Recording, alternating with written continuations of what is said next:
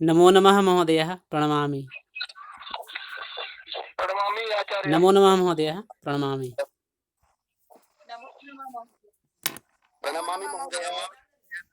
नमः सर्वेभ्यः।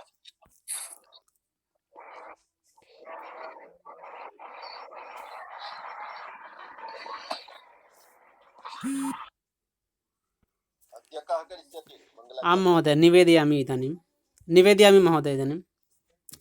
अद्यतनं मङ्गलाचरणं कर्तुम् अहं श्रीमतः अभिषेकमिश्रमहोदयान् सादरं निवेदयामि।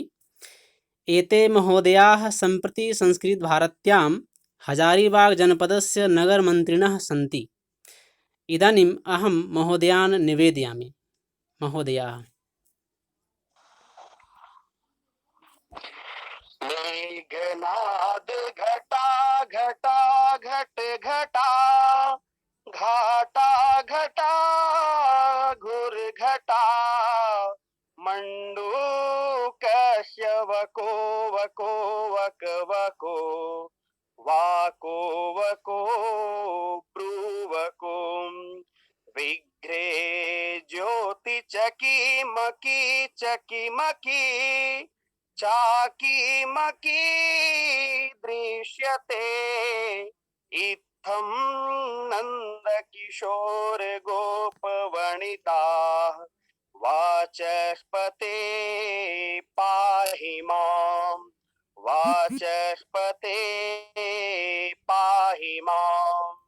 सर्वेभ्यो नमो नमः। इदानीं अद्य अस्यां 10-रूप्यकक्षायाम् अहं कक्षां स्वीकर्तुम् आचार्यान् महोदयान् सादरं निवेदयामि। महोदयाः,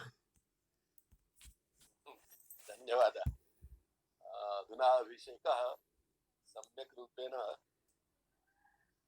किञ्चित् विशिष्टं मङ्गलाचरणं कृतवान्। वस्तुतः एतादृशानि काव्यानि यानि सन्ति तानि बहु रोचकानि भवन्ति, पुनश्च तेषां प्रभावः भवत्येव। परन्तु अस्माकं काव्यशास्त्रेषु एते अधम काव्यरूपेण वर्णिताः सन्ति। शब्दचित्रं वाच्यचित्रम् इति रूपेण काव्यानि अधम काव्यानि स्वीक्रियन्ते, परन्तु अत्र उत्कृष्टता तु भवत्येव। अस्तु, अत्र यमकस्यापि प्रयोगः प्राचुर्येण अस्ति, अनुप्रासस्य तु अस्ति एव। अनुप्रास यमकयोः मध्ये भेदः कः अस्ति? द्वयोः लक्षणं कोऽपि कथयिष्यति? अनुप्रासस्य किं लक्षणं, यमकस्य किं लक्षणम्? अभिषेक, पप्पू कुमार। आं महोदयः, अनुप्रासः अर्थात प्रथम अक्षरस्य वृत्ति वारं वारं भवति, सः अनुप्रासः। एवं यमक मध्ये किं भवति, एकस्य शब्दस्य प्रयोगं वारं वारं भवति, परञ्च तस्य अर्थः पृथक् पृथक् भवति।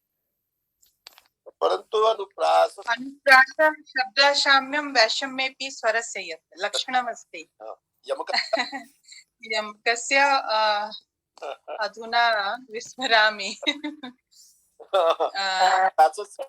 तात्पर्यं तु अस्ति एव, शब्दस्य पुनरावृत्ति भवति, अर्थं तु भिन्नं भिन्नं भवति। क्रमेण तेनैव आवृत्तिर्यमकं विनिगद्यते। स्वरव्यञ्जन संगते क्रमेण तेनैवावृत्तिर्यमकं विनिगद्यते। मधुलिका वर्मा सम्यक् रूपेण उक्तवती। तर्हि द्वयोः मध्ये कः भेदः अस्ति? अनुप्रासस्य लक्षणमस्ति, अभिषेक तस्य प्रतिपादनम्। अनुप्रासे शब्दम् अपि वारं वारं भवति। अनुप्रासः स्वरस्य वैषम्येऽपि स्वरस्य यत् स्वरे वैषम्यं भवतु नाम, परन्तु व्यञ्जनवर्णाः सम्यक् तथैव भवन्ति इति इत्थम् अनुप्रासे वारं वारं व्यञ्जन वर्णस्य आवृत्तिः। परन्तु तत्र यमके यमके क्रमेण क्रम हाँ। नव पलाश वनम सत्यं यमके पलाश सत्यर्थे किन्तु पृथक् हाँ पृथक् अर्थः अस्ति, परन्तु पृथक् अर्थः शब्दानां वारं वारं तथैव प्रयोगः यदि क्रमेण सत्यर्थे अर्थाया स्वरव्यञ्जनसङ्गते अर्थात् शब्दाः तथैव भविष्यन्ति स्वरव्यञ्जनसङ्गते क्रमेण ते नैवावृत्ति पलाश इति पलाश रूपेण आवृत्तिर्भवति, पलाश इति लपाश या शपाल इति न भवति। तर्हि इत्थं सुवनं उत्तमं मङ्गलाचरणम् अभवत्। अस्तु, अधुना दशरूपकं भवेत्। मध्ये मध्ये इत्थं किमपि विवेचनं भवेत्। तर्हि दशरूपके अधुना वयं पश्यामः यत् वस्तुनः द्वैविध्यं भवति, विविधदृष्ट्या मया भेदाः उक्ताः सन्ति दशरूपकानुसारमेव, मया कल्पिताः भेदाः न सन्ति। एते भेदाः नाट्यशास्त्रकारैः उक्ताः सन्ति। अतएव दशरूपके यदुक्तमस्ति तथैव अहम् उक्तवान् आसम् यत् चतुर्धा कथावस्तुनः भेदनिरूपणं कर्तुं शक्यते अधिकारदृष्ट्या, मूलदृष्ट्या, संवाददृष्ट्या, पुनश्च अभिनयदृष्ट्या। तर्हि अत्र अस्ति किम्? अभिनयदृष्ट्या वाच्यं सूच्यं च। वाच्यम् इत्यस्यैव दशरूपकारः धनञ्जयः दृश्यश्रव्यमिति कथयति, एका एव वार्ता अस्ति। पुनश्च सूच्यं यत् कथावस्तु भवति तस्य प्रयोगे प्रायः नाट्यशास्त्रकाराः अर्थोपक्षेपकाणाम् आश्रयं स्वीकृतवन्तः सन्ति। तर्हि अर्थोपक्षेपकाः के सन्ति? ते सन्ति विस्कम्भ, प्रवेशक, अंकावतार, अंकास्य चूलिका च। क्रमः परिवर्तितः अस्ति। विस्कम्भस्य विवेचनं यः जातमासीत्, परन्तु यावत् पर्यन्तं प्रवेशकस्य विवेचनं न भविष्यति तावत् पर्यन्तं विस्कम्भस्यापि अथवा विस्कम्भकस्यापि विवेचनं सम्यक् न भविष्यति। यतो हि द्वयोः मध्ये भेदः अधिकः नास्ति। यथा विस्कम्भकः भवति तथैव प्रवेशकः अपि भवति, परन्तु द्वयोः मध्ये किञ्चित् परिवर्तनम् अस्ति। तद्विषये एव अत्र उक्तमस्ति। अधुना पश्यामः अत्र किमस्ति।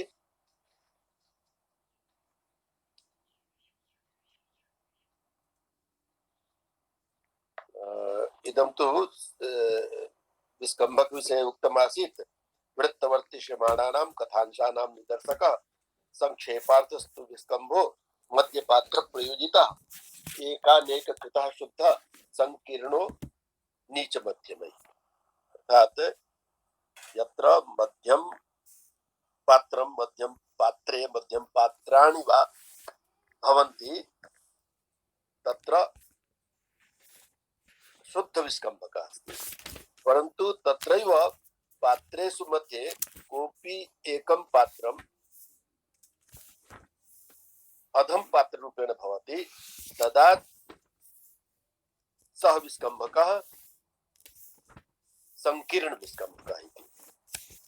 मध्यम पात्रं किम् अधम पात्रं किम् अस्य विवेचनं यः जातमासीत् तत्र ममापि सन्देहः अधुनापि विराजते एव। परन्तु तत्र उक्तमस्ति यत् नाट्यशास्त्रेषु उक्तमस्ति यत् अधम पात्राणि यानि भवन्ति तानि निम्न कार्ये निरताः भवन्ति। सामान्यतया अस्य विवेचनम् इत्थं कर्तुं शक्यते, ये निम्न कार्येषु प्रवृत्ताः भवन्ति ते अधम पात्र रूपेण वक्तुं शक्यन्ते। अत एव तेषां भाषा अपि तथैव जायते। नाट्यशास्त्रेषु विवेचितमस्ति यत् अधम पात्राणि यानि भवन्ति तानि प्राकृतस्य प्रयोगं कुर्वन्ति। प्राकृतेपि प्राकृतस्य बहूनि रूपाणि सन्ति। वस्तुतः प्राकृतैः एव प्राकृतभाषाभिः एव आधुनिक भाषाणां विकासः जातः अस्ति इति भाषावैज्ञानिकाः प्रमाणयन्ति। तत्र सौरसेनी प्राकृतम् उत्कृष्टं प्राकृतं मन्यते, परन्तु अन्याः प्राकृतभाषाः निम्न कोटौ स्थाप्यन्ते। तासां भाषाणां ये प्रयोगं कुर्वन्ति ते अधम पात्राणि सन्ति। संस्कृतस्य प्रयोगं ये कुर्वन्ति ते उत्तम पात्राणि मध्यम पात्राणि अनेन प्रकारेण अस्य विवेचनं कर्तुं शक्यते। अस्तु, तर्हि प्रवेशके किं भवति अस्य विवेचनं कृत्वा तदनन्तरं द्वयोः मध्ये कः भेदः।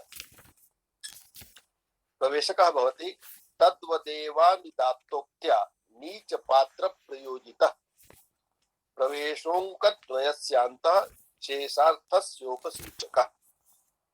अत्र उक्तमस्ति यत् तद्वदेव तद्वदेव अर्थात् तत् सर्वनाम पदमस्ति। तर्हि तत् अर्थात् विस्कम्भकवत् एव तद्वत् एव अनुदात्तोक्त्या। अत्र उक्तमस्ति यत् अनुदात्तोक्त्या, उदात्तोक्त्या न,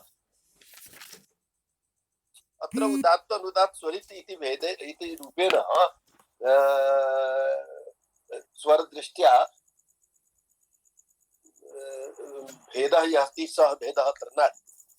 उदात्तोक्तिः अर्थात् उत्कृष्टा उक्तिः, अनुदात्तोक्तिः अर्थात् यत्र उदात्तता न भवति, मध्ये मध्ये अपशब्दानामपि प्रयोगं ये कुर्वन्ति तेषां भाषा कथ्यते यत् अनुदात्तोक्त्या युक्ता एषा भाषा अस्ति। तर्हि अनुदात्तोक्त्या तत्र आसीत्, तत्र उक्तं नासीत्, परन्तु अनेन प्रतीयते यत् विस्कम्भके उदात्तोक्तिः भवति। परन्तु यदि अधम पात्रं भविष्यति संकीर्णे तत्र तु अनुदात्तोक्तिः भविष्यति, परन्तु सामान्यतया विस्कम्भके उदात्तोक्तिः भवति, परन्तु प्रवेशके अनुदात्तोक्तिः भवति। तर्हि तद्वदेव अनुदात्तोक्त्या नीच पात्र प्रयोजितः अधम पात्रैः यस्य प्रयोगः भवति सः अस्ति प्रवेशकः। पुनश्च प्रवेशक विषये किञ्चित् अग्रे उक्तमस्ति प्रवेशकोऽङ्कद्वयस्यान्तः। प्रवेशकः यः भवति सः द्वयोः अङ्कयोः मध्ये भवति। शेषार्थस्योपसूचकः, शेष अर्थस्य उपसूचकः अर्थात् यथा विस्कम्भके भवति तथैव अत्रापि भवति। अत्र अस्ति किं यत् प्रवेशक विस्कम्भकयोः अन्तरम् अस्ति यत् प्रवेशके मध्यम पात्राणि भवन्ति तदा तु शुद्धम्। मध्यम पात्रैः सह मध्यम पात्रेण सह पात्रेण सह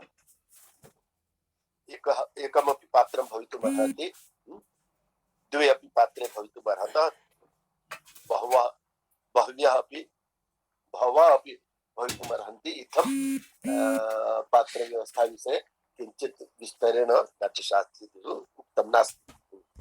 तर्हि तत्र शुद्धे किं भवति, शुद्धविस्कम्भके यत् एकमेव पात्रं भवेत् अथवा पात्रद्वयं भवेत्, पात्रत्रयम् इत्थं भवेत्।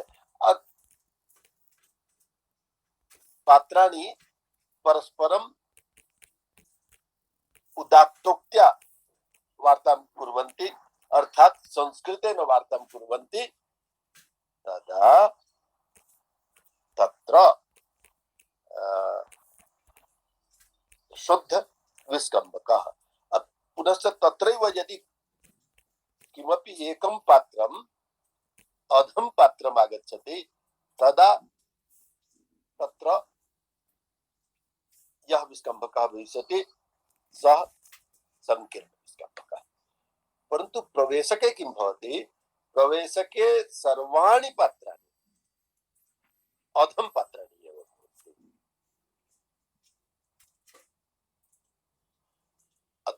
तेषां भाषा तु निश्चयेन प्राकृतभाषा भविष्यति। अतः एव द्वयोः मध्ये अन्तरम् अस्ति, यत् विस्कम्भके मध्यम पात्राणि अथवा संकीर्णे अधम पात्राणि भवन्ति, अत्र केवलम् अधम पात्राणि एव भवन्ति, नीच पात्राणि एव भवन्ति। पुनश्च अत्र पार्थक्यमस्ति, यत् विस्कम्भकस्य प्रयोगः नाटककाराः नाटकस्य आरम्भे अपि कुर्वन्ति। अधुना पर्यन्तं नाटकम् आरब्धं नास्ति, अङ्काः आरब्धाः न सन्ति, परन्तु तत्र विस्कम्भकस्य प्रयोगः भवितुमर्हति, अथवा विस्कम्भकस्य प्रयोगः द्वयोः अङ्कयोः मध्ये अपि भवितुमर्हति, परन्तु प्रवेशकस्य प्रयोगः केवलं द्वयोः अङ्कयोः मध्ये एव भवेत्। अर्थात् नाटकस्य आरम्भे प्रवेशकस्य प्रयोगः न भवति। इत्थं प्रवेश, परन्तु द्वयोः मध्ये एका एव वार्ता भवति।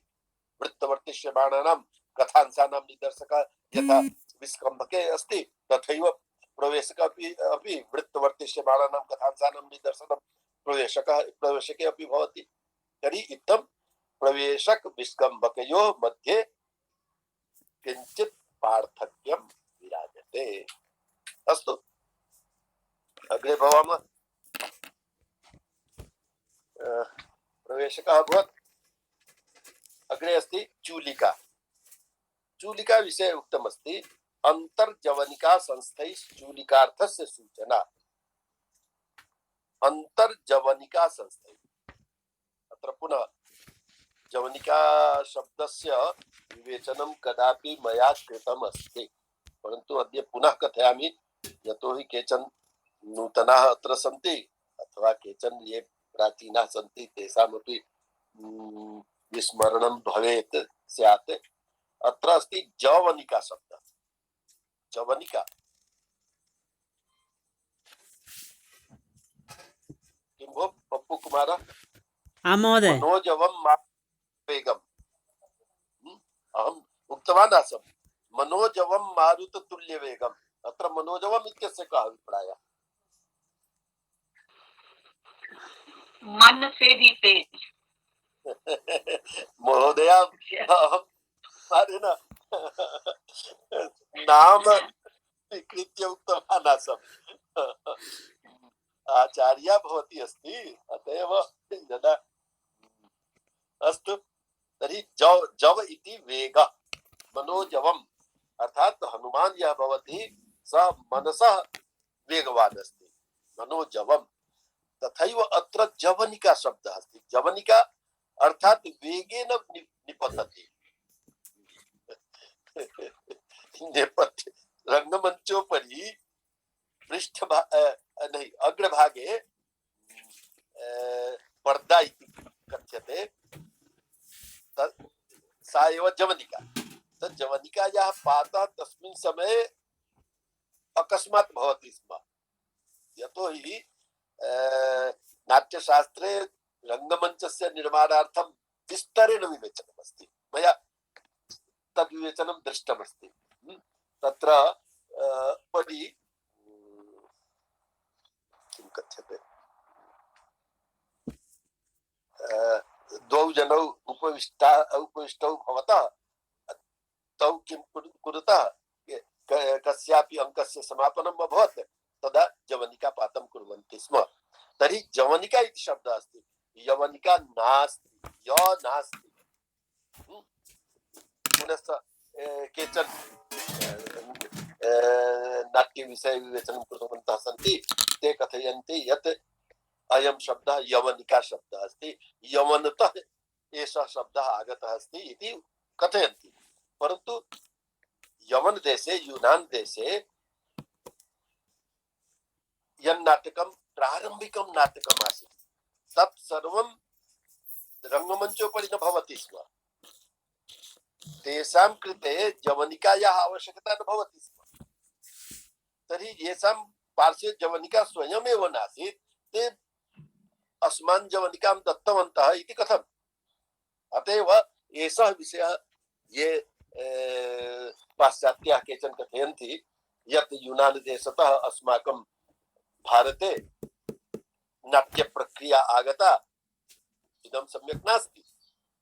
ते अत्र कथयन्ति यत् जवनिका शब्दः यः अस्ति तेन प्रतीयते यत् यूनान देशतः नाट्यम् आगतम् अस्ति, परन्तु यूनान देशे स्वयमेव जवनिका नासीत्, ते कथम् अस्मान् दत्तवन्तः? अत एव एषः सिद्धान्तः भ्रामकः अस्ति इति। भवतु, तत्र भिन्नः विषयः आगतः। तर्हि चूलिकायाः लक्षणमस्ति अन्तर्जवनिका संस्थै सूचनार्थस्य चूलिका। अन्तः जवनिका संस्थै, जवनिकातः अन्तः विद्यमानत्वात् या सूचना दीयते सा सूचना चूलिका इति उच्यते। अर्थात जवनिकातः आभ्यंतर भागतः या सूचना दीयते सा सूचना चूलिका इति कथ्यते। अहम् उक्तवान् एव आसम् यत् मुद्राराक्षस नाटकोपरि मम कार्यम् अस्ति, तत्र प्रारम्भे चूलिका अस्ति। तत्र नटी विदूषकयोः नटी सूत्रधारयोः वार्ता अस्ति। तत्र प्रतिपादितमस्ति यत् एषा नटी या अस्ति सा चन्द्रग्रहणम् अभिलक्ष्य पक्वान्नानां निर्माणं करोति, परन्तु सूत्रधारः आगत्य कथयति यत् न, इदं नास्ति, यत् क्रूरग्रहः सकेतुश्चन्द्रमसम्पूर्णमण्डलविदारिम् अभिभवितुमिच्छति बलात् इति सः कथयति। अस्य श्लेष रूपेण अर्थद्वयमस्ति, तद्विषये विस्तरेण न कथयामि। ततः एव चन्द्रस्य नाम श्रुत्वा कौटिल्यः यः अस्ति, चाणक्यः, सः नेपथ्यतः कथयति आह क एषः मयि स्थिते चन्द्रम् अभिभवितुमिच्छति बलात्। कः एतादृशः जनः अस्ति यः मयि जीवति चन्द्रम् अभिभवितुमिच्छति, अर्थात् चन्द्रगुप्तम् अभिभवितुमिच्छति इत्थम् उक्त्वा सः रङ्गमञ्चोपरि आगच्छति। तर्हि तेन यत् उक्तमासीत् जवनिका मध्ये एव तद्वाक्यं भविष्यति चूलिका। इत्थं चूलिका भवति अन्तर्जवनिका संस्थै सूचनार्थम् अस्ति। परन्तु अनेनैव वाक्येन बहु वृत्तान्तानां संक्षेपणं जातमस्ति यत् चाणक्यः एतादृशः अस्ति यः चन्द्रगुप्तस्य शासनं सुदृढं कर्तुम् इच्छति। तर्हि एते भावाः सर्वे तत्र आगच्छन्ति, इत्थम् अत्र चूलिका अस्ति। तर्हि अन्तर्जवनिका संस्थै सूचनार्थस्य चूलिका इति। पुनः अस्ति अङ्कास्यम्। सर्वेषां विवेचनं भविष्यति, तदनन्तरम् अहं किञ्चित् विस्तरेण तस्मिन् विषये कथयिष्यामि। पञ्च अर्थोपक्षेपकाणां विवेचनं भविष्यति तदनन्तरं, यतोहि यः अपि प्रश्नः आगतः आसीत्। अङ्कान्तपात्रैरङ्कास्यं छिन्नाङ्कस्यार्थसूचनम्। तत्र अङ्कास्यम् दशरूपकारः कथयति अङ्कास्यम् इति। अङ्कान्तपात्रैः अङ्कास्यं छिन्नाङ्कस्यार्थसूचनम्।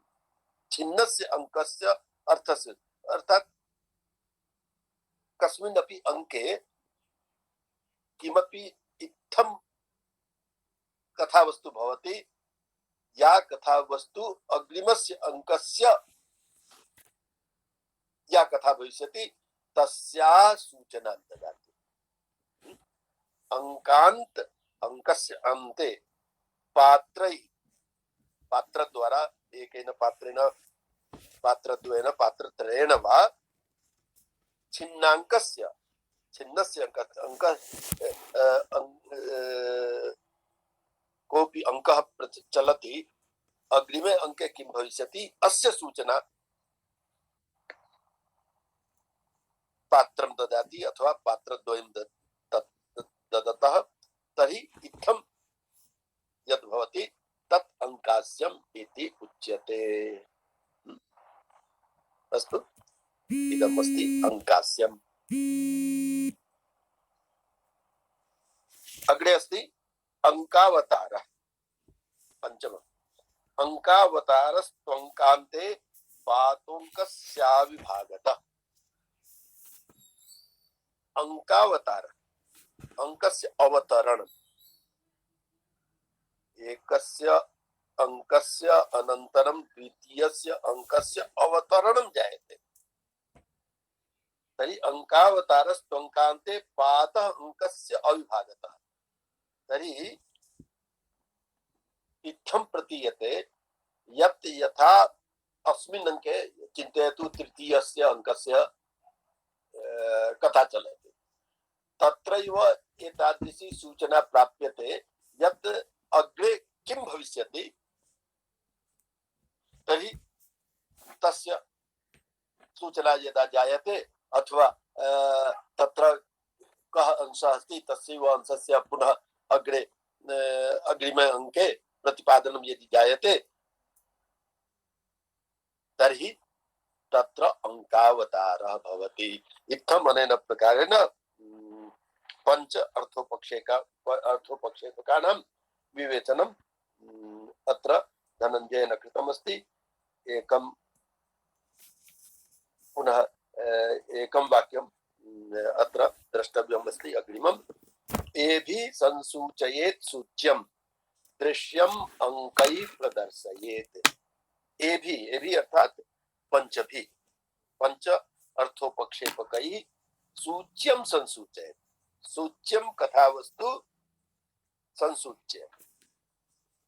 नाटककारः एभिः पंचभिः उपायैः अर्थोपक्षेपकैः सह सूच्यं वस्तु संसूचयति। नाटककारः संसूचयति। दृश्यम् अंकैः प्रदर्शयति। तत् दृश्यम् अंकैः प्रदर्शयति। अंकेषु मध्ये तस्य प्रदर्शनं सः कुर्यात् इति। अस्तु, तत्र अनेके प्रश्नाः आगच्छन्ति। अर्थोपक्षेपकानां विवेचने नाट्यशास्त्रकाराः परस्परं विवदमानाः सन्ति इति अहं कथयिष्यामि। तेषां विवादानां विवेचनं मया विस्तरेण स्वकीये शोधकार्ये कृतमस्ति। मम डीलिट् इत्यस्य शोधप्रबन्धः अस्ति। कदापि उक्तवान् आसम्, संस्कृत के दार्शनिक नाटकों का संविधानक तत्व अर्थात वस्तु तत्व। संस्कृतस्य दार्शनिक नाटकानां उल्लेखं प्रायः अहमेव कृतवान् अस्मि। प्रतीक नाटक रूपेण एतेषां विवेचनम् आसीत्। परन्तु प्रतीक नाटकेषु किं नाटकं दार्शनिक नाटकम् अस्ति तेषां भिन्नतया विवेचनं मया अस्मिन् शोधप्रबन्धे कृतमस्ति। अस्ति तस्यैव उल्लेखम् अत्र कर्तुम् इच्छामि। क्षन्तव्योऽहं यतोहि संस्कृतेन नास्ति, हिन्द्याम् अस्ति। अनेके जनाः तत्र आनन्दिताः अपि भविष्यन्ति यत् अत्र संस्कृतभाषया न हिन्दीभाषया व्यवहारः भविष्यति, परन्तु मध्ये मध्ये तस्य स्पष्टीकरणम् अहं संस्कृतेनैव दास्यामि इति। अस्तु, विस्तरेण अस्ति किञ्चित्, परन्तु तथापि कथयामि। पृष्ठचतुष्टयं वा अस्ति, पृष्ठचतुष्टयम्। अभिनय की दृष्टि से कथा का दो विभाग होता है, वाच्य तथा सूच्य। जिस विषय का अभिनेताओं के द्वारा प्रदर्शन होता है उसे वाच्य कहते हैं। सूच्य में घटनाओं की सूचना मात्र दे दी जाती है। नाटकों में सभी घटनाओं को न तो दिखाने की जरूरत होती है और न दिखाया जा सकता है। श्रव्य काव्यों में सभी विषयों को कहा जा सकता है, परंतु दृश्य काव्यों में ऐसा नहीं हो सकता है, क्योंकि दृश्य काव्य अभिनेय होता है, दृश्य काव्य का मंचन होता है, अतः वे देश काल की सीमा से आबद्ध होते हैं। किसी भी नायक के जीवन का समग्र चित्रण नाटकों में नहीं हो सकता है, जैसा कि श्रव्य काव्यों में होता है। श्रव्य काव्य अर्थात महाकाव्येषु, खंड काव्येषु, गीति काव्यादिषु यथा भवति तथा दृश्य काव्येषु भवितुं नार्हति। नाटकों में नायक से संबंधित मुख्य घटनाओं का ही वर्णन किया जाता है। जो घटनाएं गौण या अवान्तर होती हैं, उनको या तो दिखाया ही नहीं जाता अथवा उनकी सूचना दे दी जाती है। नाटकों में कुछ ऐसी भी घटनाएं होती हैं जिनका दिखाया जाना नाटककार के लिए संभव नहीं होता है, अतः उनकी भी सूचना मात्र ही दी जाती है। रूपक के इतिवृत्त की रचना चरित्र चित्रण अथवा रस के अनुकूल ही होनी चाहिए। रूपक इति शब्दस्य यदा व्यवहारः भवति तदा दश रूपकानि।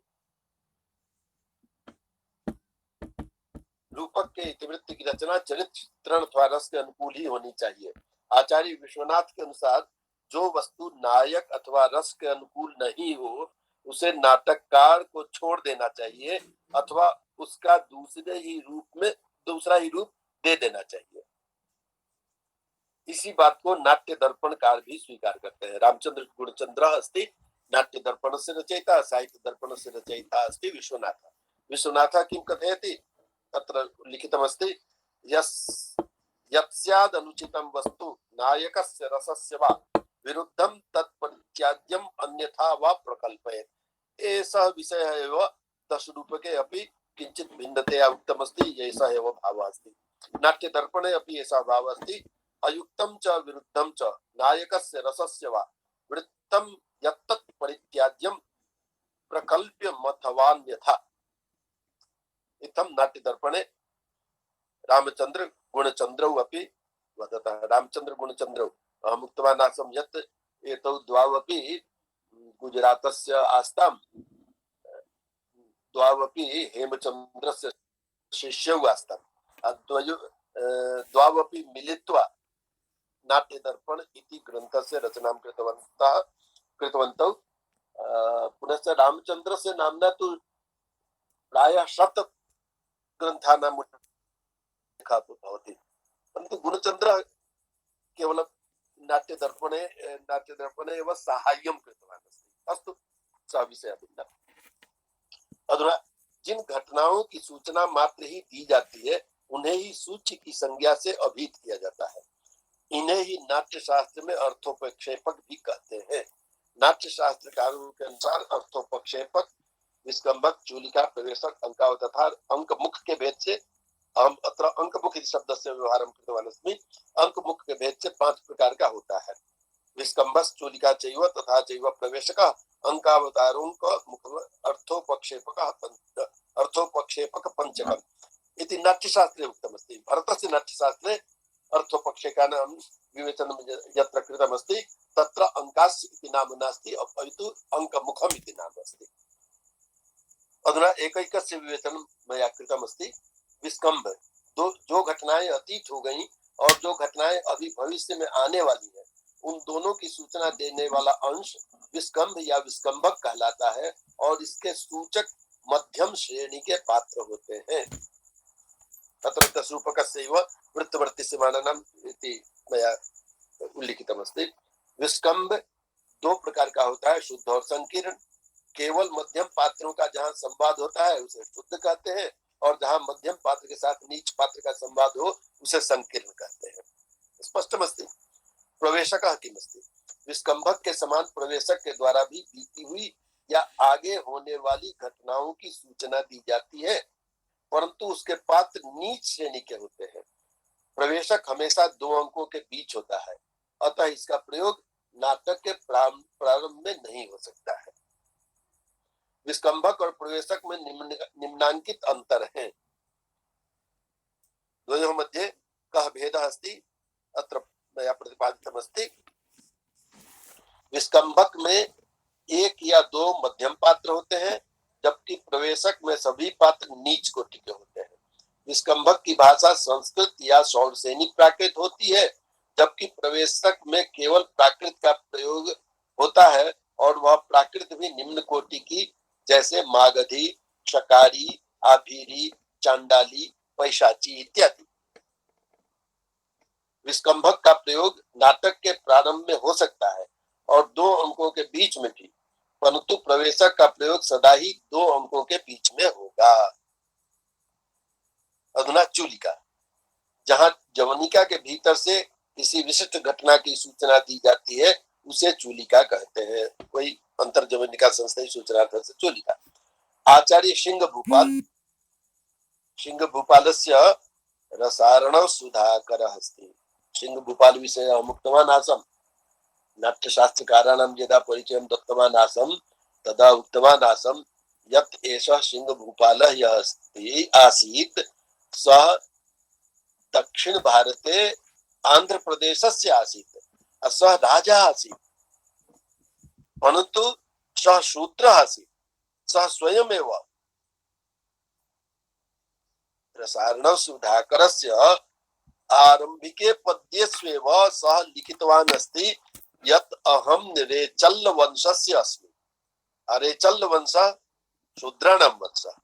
तर्हि शूद्रः आसीत्, राजा आसीत्, परन्तु सः संस्कृतस्य महान् विद्वान् आसीत्, नाट्यशास्त्रस्य आचार्यः आसीत्। अतेन रसारण सुधाकरस्य रचना कृता अस्ति। सः सिंह भूपाल किं कथयति, आचार्य सिंह भूपाल चूलिका के अतिरिक्त उसी के एक विशिष्ट भेद के रूप में खंड चूलिका भी स्वीकार करते हैं। एक अन्य भेद चूलिकावतेव खंड चूलिका अपि एका भविष्यति। सः कथयति, जहां किसी अंक के प्रारंभ में रंगमंच पर स्थित एक पात्र नेपथ्य के भीतर विद्यमान किसी दूसरे पात्र से संलाप करता है, वहां खंड चूलिका होती है। खंड चूलिका किं भवति, एकम पात्रम नेपथ्ये भवति, अर्थात अंतर्जवनिका यां भवति। द्वितीयं पात्रम रंगमंचोपरि भवति। द्वयोः मध्ये यदा वार्तालापः भवति, अर्थात एकं पात्रं जवनिकान्तः भवति, द्वितीयं पात्रं रंगमंचोपरि, तदा द्वयोः मध्ये यह वार्तालापः भवति। अंतर्जवनिका संस्थै यत् वाक्यम् आगच्छति तत्र खण्डचूलिका इति, अर्थात चूलिकायाः एव द्वितीयः एकः भेदः खण्डचूलिका इति। इदं सिंह भूपालः कथयति सः रंग नेपथ्य संस्थायी पात्र संलाप विस्तरै आदौ केवलम् अंकस्य कल्पिता खण्डचूलिका। केवलम् एतदर्थमेव कथयितुम् इच्छामि यत् मत्पार्श्वे प्रायः सर्वेपि नाट्यशास्त्रीयाः ग्रन्थाः विराजमानाः सन्ति। बहु कष्टेन अहं सर्वेषां नाट्यशास्त्रीय ग्रन्थानां अन्वेषणं कृत्वा कृत्वा तेषां संग्रहणं कृतवान् अस्मि। मत्पार्श्वे प्रायः सर्वेपि नाट्यशास्त्रस्यैव चत्वारि संस्करणानि मत्पार्श्वे सन्ति। अस्तु, तर्हि रसार्णव सुधाकरे इत्थम् उक्तमस्ति खण्डचूलिका इति। तर्हि चूलिकातः भिन्ना एका खण्डचूलिका। अधुना अंकावतार विषय, जहां प्रथम अंक की वस्तु का विच्छेद किए बिना दूसरे अंक की वस्तु आरंभ हो, वहां अंकावतार होता है। तस्य पुनः एक बार, जहां प्रथम अंक की वस्तु, प्रथम अंक अर्थात निश्चित रूपेण प्रथम अंक न, अर्थात तृतीय अंक यत् भवति अथवा चतुर्थ अंक भवति, पुनः चतुर्थ अथवा पंचम सह द्वितीय अंक। इत्थम जहां प्रथम अंक की वस्तु का विच्छेद किए बिना दूसरे अंक की वस्तु आरंभ हो, वहां अंकावतार होता है। अर्थात पूर्वस्मिन् अंके यह या कथा चलति तस्याः विच्छेदः न भवति, परंतु अंक परिवर्तन जायते, पुनः सा एव कथा अग्रे सरति प्रवहति, तदा या स्थितिः भवति, सा स्थितिः कथयिष्यते यत् अंकावतारः इति। तर्हि अंकावतार रूपेण इत्थमस्ति। अर्थात जब प्रथम अंक के पात्र किसी बात की सूचना दे तथा वे ही पात्र उसी कथा वस्तु को लेकर अगले अंक में प्रवेश करे, तब इसे अंकावतार कहते हैं। नाट्य दर्पणकार के अनुसार प्रवेशक या विस्कंभक के बिना सूचना के द्वारा एक अंक की घटना का दूसरे अंक में अवतरण होता है, अतः यह अंकावतार कहा जाता है। अर्थात अत्र प्रवेशकः विस्कंभकः न भवति, परंतु एकस्यैव अंकस्य अवतरणम् अग्रिमे अंके जायते, तदा अंकावतारः इति। अंकस्य अवतरणं भवति, अतएव अंकावतारः इति अत्र अस्ति। नाट्यदर्पणे उक्तमस्ति सोंकावतारो यत् पात्रैरंकान्तरमसूचयन् पात्रान्तराभावेन यस्यैवांकस्य पात्रे, विस्तरेण गद्य रूपेण तत्र उल्लेखः अस्ति, त्यजामि। पुनः अंकमुख इति अत्रैव किञ्चित् विवेच्यमस्ति।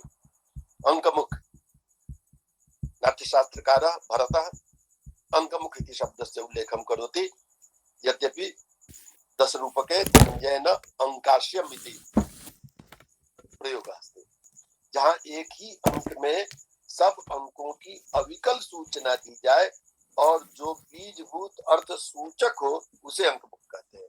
अंकास्य दशरूपकारेण किम् उक्तमस्ति यत्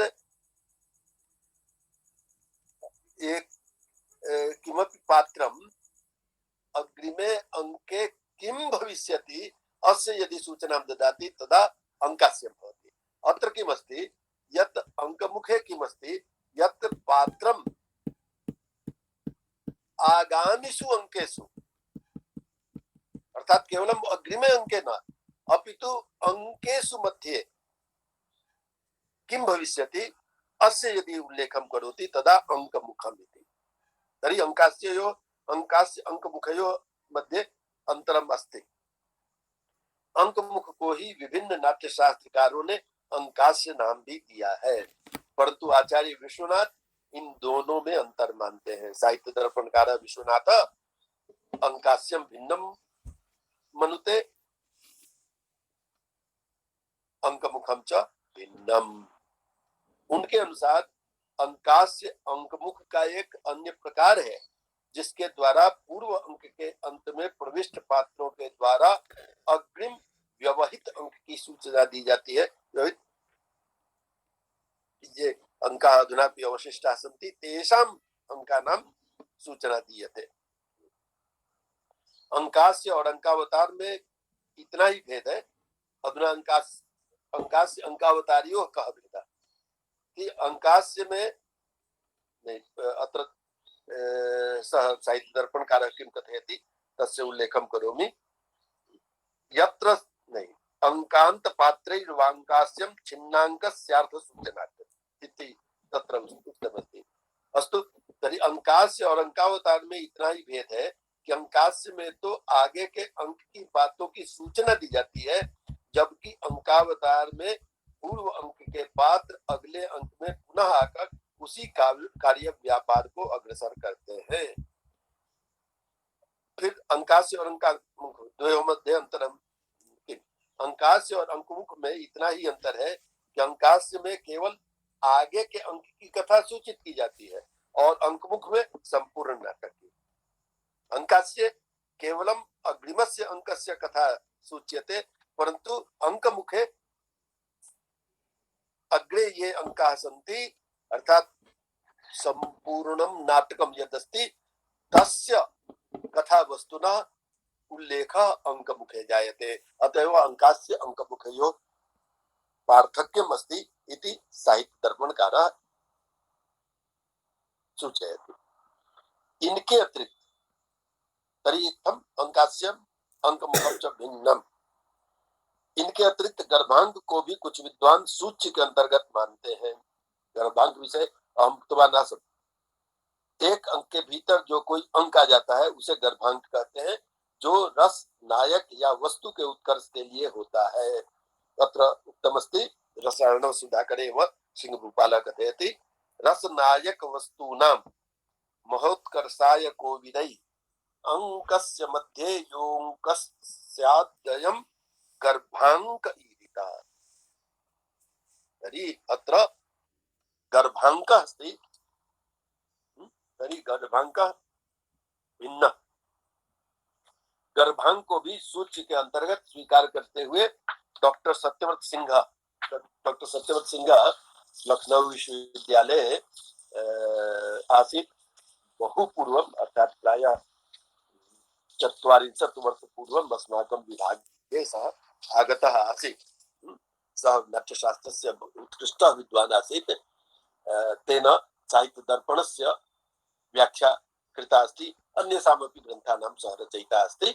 तर्हि सः लिखति अंक में तो मुख्य अथवा सरस वस्तु का ही विनिवेश किया जाया करता है, किंतु अन्य जो वस्तु प्रकार हैं जैसे कि सूच्य, प्रयोज्य, अभ्यूह्य और उपेक्ष्य एते विषया नाट्य दर्पणे उक्ताः सन्ति। अस्य विवेचनमध्ये अत्र अस्माभिः न कृतमस्ति। सः सूच्य, प्रयोज्य, अभ्यूह्य और उपेक्ष्य इनके उपन्यास के लिए विस्कंभक, प्रवेशक आदि उपायों का आश्रय अपेक्षित माना गया है। गर्भांक भी एक उपाय ही है जिसे नाटककार सूच्य वस्तु के अल्पतम काल व्यापी होने पर अपनाया करता है। इति शशिकला व्याख्या अस्ति साहित्य दर्पणस्य, तत्र एषः लिखितवान् अस्ति।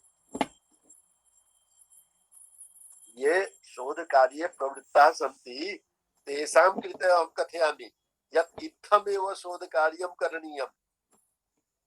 कस्यापि विषयस्य यदि विवेचनं वयं कुर्मः तदा तत्र के किम् उक्तवन्तः सन्ति तेषां सर्वेषाम्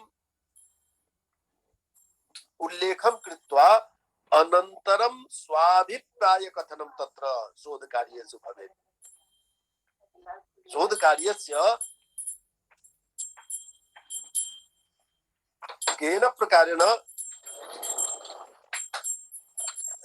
व्यवस्था भवेत् एतस्मिन् विषये अत्र अहं वक्तुम् इच्छामि।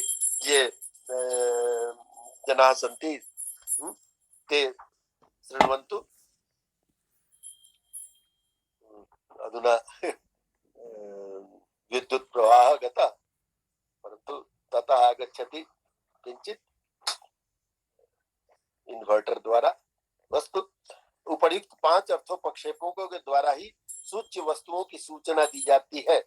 नाटकों में बहुत सी बातें वर्ज्य मानी गई हैं। दूर से बोलना, वध, युद्ध, राज विप्लव, देश विप्लव, भोजन, विवाह, मृत्यु, रमण आदि को वर्ज्य माना जाता है और इनका प्रदर्शन रंगमंच पर नहीं होता है। शयन, अधर चुंबन, नगर को घेर लेना, स्नान, चंदन आदि का लेप इत्यादि लज्जाजनक बातों का भी प्रदर्शन रंगमंच पर नहीं होता है। इन्हें भी सूच्य के अंतर्गत ही रखा जाता है। अत्र नाट्यदर्पणे एतस्मिन् विषये उक्तमस्ति दूराध्वानं पुरोधो राज्यदेशादि विप्लवः रतं मृत्यु समीकादि वर्ण्यं विस्कम्भकादिभिः। नाट्यदर्पणे इत्थम् उक्तमस्ति। जहाँ बहुकाल व्यापी अर्थ की सूचना देनी होती है वहां विस्कम्भ या प्रवेशक का प्रयोग होता है। अधुना पंचसु किम भवति तस्य विवेचनं भिन्न भिन्नतया किम किम भवति एतस्मिन् विषये नाट्यदर्पणकारः कथयति। जहाँ बहुकाल व्यापी अर्थ की सूचना देनी है वहां विस्कम्भक या प्रवेशक होता है।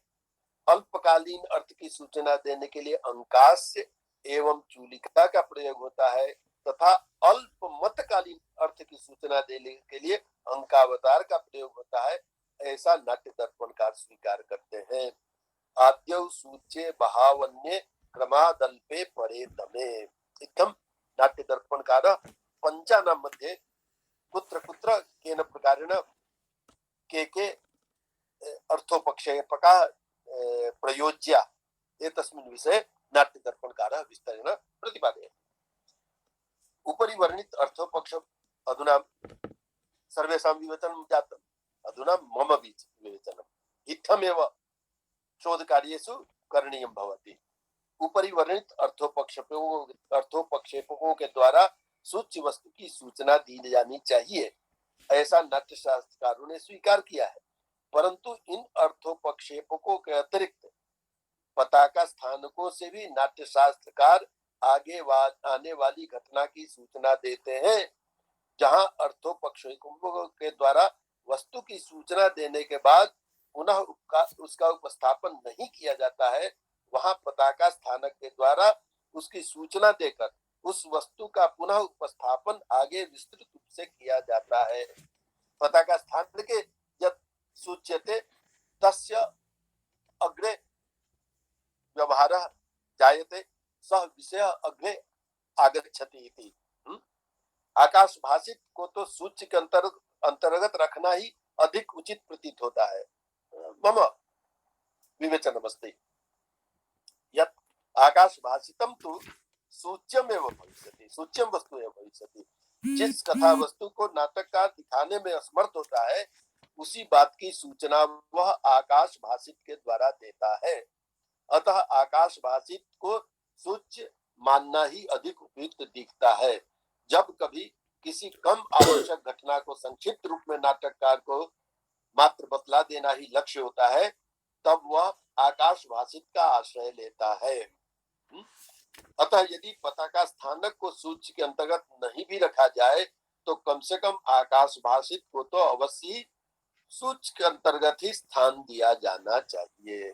अनेन प्रकारेण अहं स्वकीय शोधप्रबन्धे अस्य उल्लेखं कृतवान् अस्मि। एषः शोधप्रबन्धः नागप्रकाशकतः प्रकाशितः अस्ति। अस्तु, अद्य एतावदेव। अधुना यदि केषाञ्चन मनसि कोऽपि प्रश्नः स्यात् तर्हि प्रश्नः भवेत्।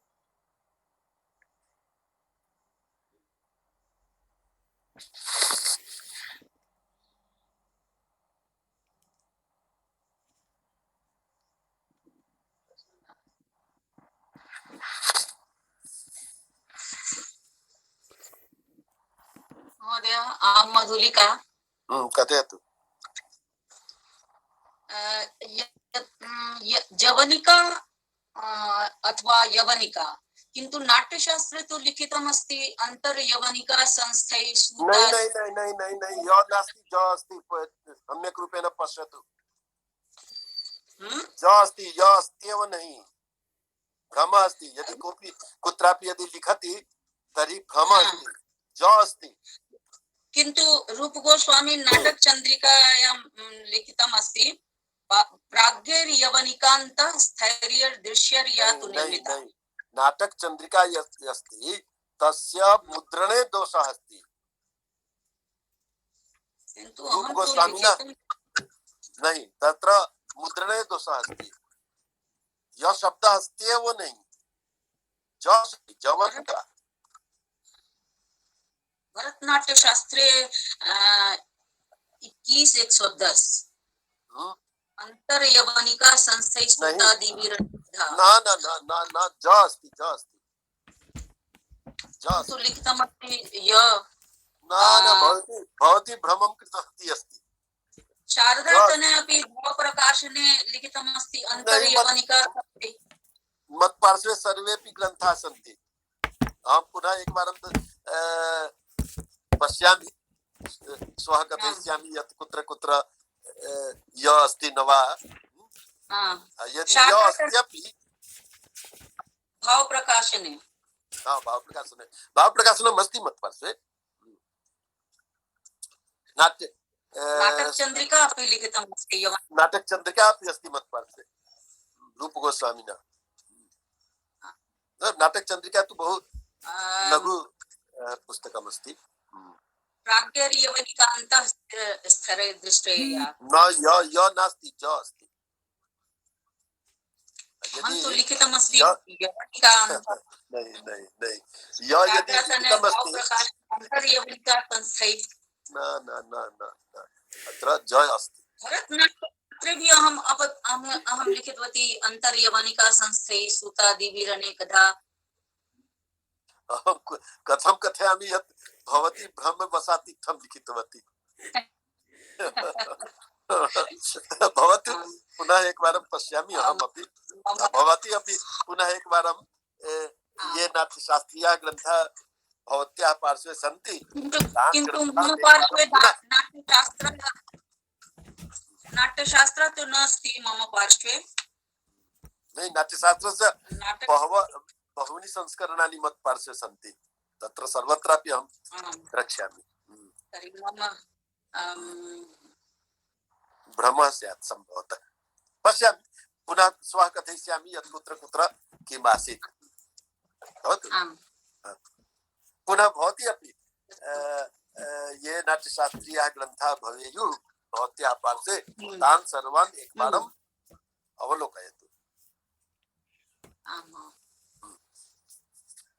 भवतु अन्यः कोऽपि?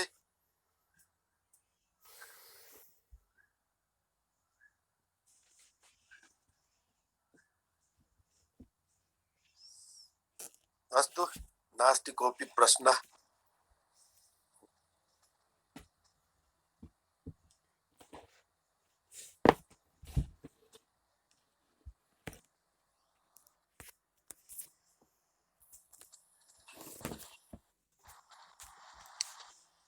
भवेत् भो?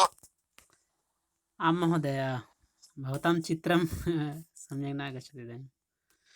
भवतु हस्ते आसीत् अद्य बहु माने नेटवर्क् समीचीनम् अद्य नासीत्। महोदय अद्य भवतः तत्र भावचित्रमपि न आगच्छति। मध्ये प्रायः 10,000 वारं मम कट् जातम् अस्ति। महोदय, अहं चिन्तयामि यत् अद्य एव बहु सम्यक् आसीत्, यथा अद्य रेकार्डिङ्ग् सम्यक् अभवत् इदानीं। अद्य मम न जातम् अत्र। अच्छा, परन्तु एषः तु रेकार्डिङ्ग् करोति, सः कथयति यत् रेकार्डिङ्ग् सम्यक् रूपेण जातम्। अद्यैव सम्यक् अस्ति महोदय। प्रथम वारं जातं 10,000 वारं प्रायः कट् जातम् अस्ति। भवतः पार्श्वे एव ज्ञानरञ्जन महोदय तु व्यक्तिगत नेटवर्क् समस्या अस्ति। अत्रे प्रायः समीचीनं भवेत्। ज्ञानरञ्जन महोदय व्यक्तिगत नेटवर्क् समस्या अस्ति तत्र। अत्र प्रायः समस्या भवेत् प्रायः। भवतु, यन्त्रस्य तु यन्त्रणा वोढव्या। जी।